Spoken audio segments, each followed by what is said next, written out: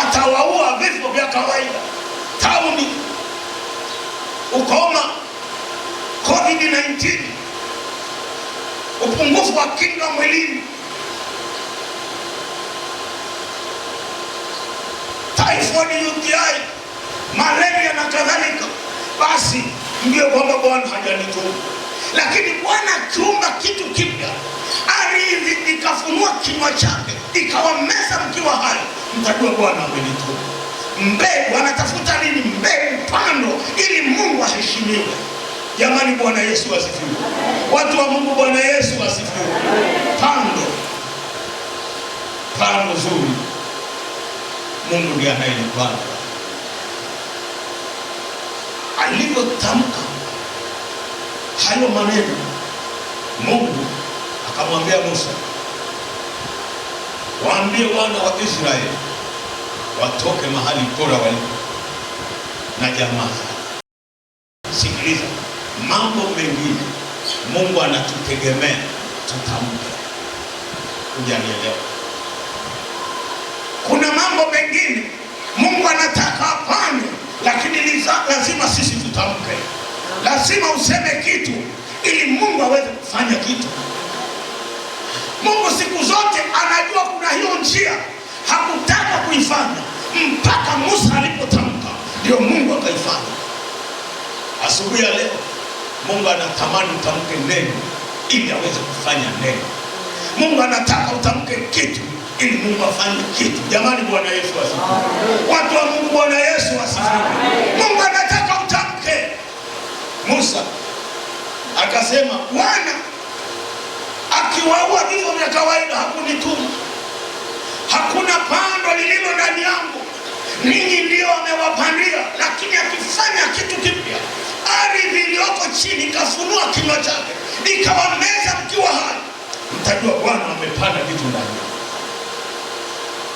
Mungu akamwambia, sasa waambie waondoke kwenye makazi ya kina Kora na wenzake, aondoke, awaache jinsi walivyo. Wakaondoka. Nini kilichotokea? Kufumba na kufungua, ardhi ikafunua kinywa chake ikawameza wakiwa hai. Safari ya kwenda Kanaani tena. Hujanielewa? Miaka ile ya 78 Tanzania ilipambana na Uganda. Kuna makamanda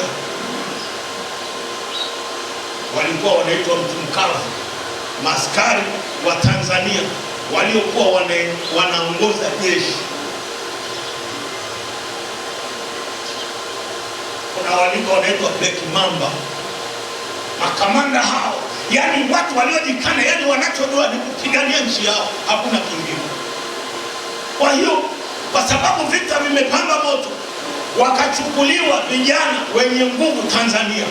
Haijalishi wewe ni daktari, haijalishi wewe ni mwalimu, haijalishi wewe ni mgambo, haijalishi unafanya kazi gani, lazima tuende Kampala tukamtoe ndugu Idi Amin. Mgambo wanafundishwa kwa muda mfupi sana, wanapiga, wanavaa uniform za jeshi, kombati, unduki, wanaenda kumtafuta Idi Amin.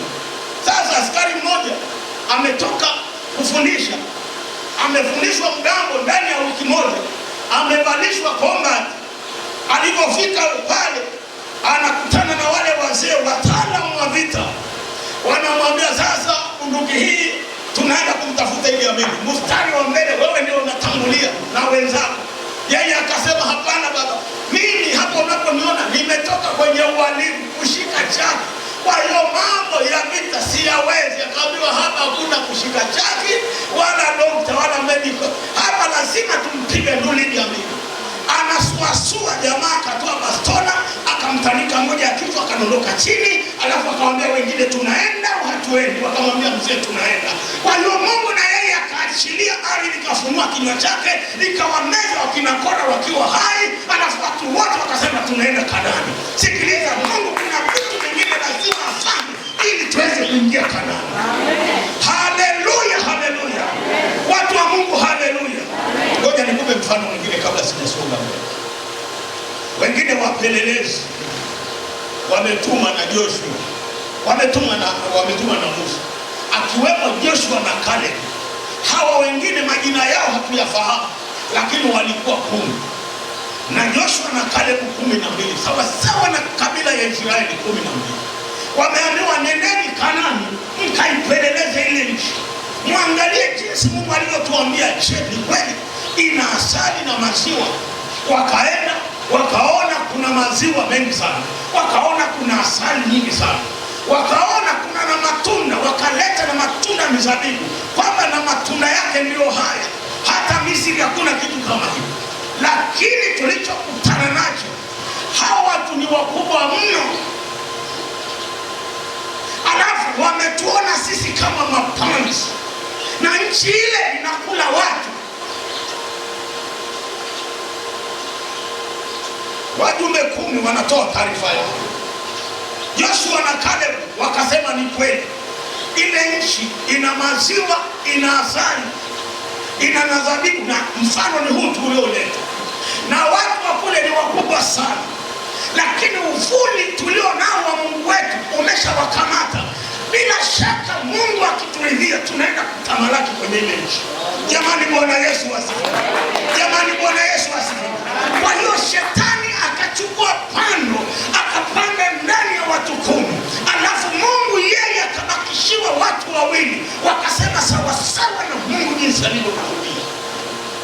Watu wakakasirika, wakachukua mawe, wakaanza kusema takbir,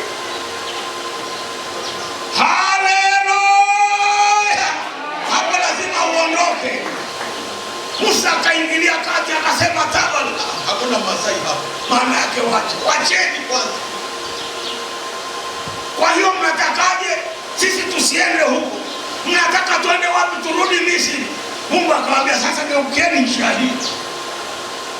Akamwambia Musa, Joshua na Caleb watumishi wangu, ambao ndani yao pando zuri liko ndani yao, wataingia kwenye ile nchi, ila hawa wengine kwa kuwa wamekataa, na mimi nimewakataa. Na watu wote waliolalamika kwamba umetuleta, angalia ujumbe unaotoka, wakamwambia wenyewe mnakubaliana? Ndio, tunakubaliana. Kwa hiyo sasa tugeuke turudi. Sawa, geukeni. Wakazunguka kwenye ile nchi miaka 40. Kile kizazi cha wale wenye akili timamu waliotoka Misri, wanaojua mambo Mungu aliyoyatenda, mpaka mauti aliyoifanya kwa ajili ya Farao na wazaliwa wa kwanza, mpaka jeshi aliloliangamiza, wanajua, wana akili, wote wakafa jangwani. Alafu wakaingia watoto wao Joshua plus Caleb. Jamani, Bwana Yesu asifiwe! Kwa hiyo Mungu ana pando zuri kwa ajili ya watu. Mungu ana pando zuri kwa ajili ya watu wake. Kwa hiyo kuna ardhi nyingine Mungu hawezi akapanda. Kuna ardhi nyingine Mungu hawezi akapanda. Kumbuka somo letu. Linasema Baba wa mbinguni ana pando zuri. Nimekuambia kuna ardhi, alafu kuna kiumbe chenye uhai. Sasa hapa kwenye kiumbe chenye uhai kuna vitu vingine Mungu hawezi akaongeza kwa mtu. Wako watu baadhi Mungu anawapenda, ataweka. Lakini huyu mbona hastahili? Mimi ndiye ningekuwa nastahili. Sawa, ndani yako ni kiumbe kweli, una uhai, lakini ndani yako huna ardhi nzuri.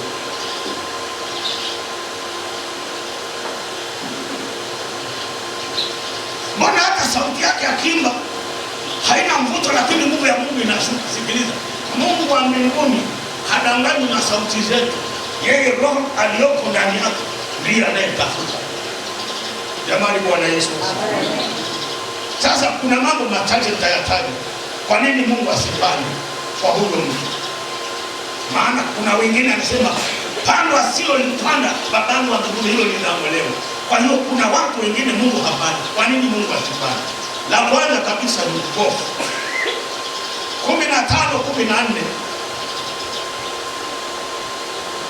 15:14 Mathayo anasema hivi, waacheni hao, ni viongozi vipofu wa vipofu, na kipofu akimwongoza mwenzake watatumbukia shimoni wote wawili. kwa nini Mungu asipande kwa huyo mtu? Hawa jamaa wanaitwa vipofu wa vipofu, viongozi wa dini, watu wenye kuhoji na kuuliza maswali. Alafu anakutana na Yesu, amekataa kupanda kwao, amepanda kwa wanafunzi wake. Wanauliza kwa nini? Yesu anaulizwa na wanafunzi kwa nini? Anasema hao ni vipofu, na kipofu akimwongoza kipofu mwenzake, wote watarumkia shimoni. Kule kwetu kulikuwa na wazee wawili, yamkini nimeshatoa ushuhuda, lakini yamkini sasa hivi ninakusia kipofu. Ngoja niuseme tena. Mzee mmoja alikuwa hasikii vizuri, anasikia ukiongea na yeye kwa sauti tena karibu na sikio lake ndio anaweza kukufikia kidogo. Lakini mzee mmoja yeye haoni kabisa. Sasa wote wawili ni mtu na rafiki yake, mmoja kipofu, mwingine hasikii mpaka uongee kwa sauti tena kwenye sikio lake. Sasa wanaalikwa kwenda kwenye sherehe. Mmoja akialikwa lazima na yeye amwalike mwenzake, hawaachani. Kwa hiyo wakati wa kwenda kwenye sherehe, yule mwenye macho ambaye hasikii ndiye anayemuongoza mwenzake njia ya kwenda kwenye hiyo sherehe. Kipofu akimwongoza kipofu mwenzake, wote watadumbukia shimoni. Lakini kipofu akiongozwa na kiziwi, watafika.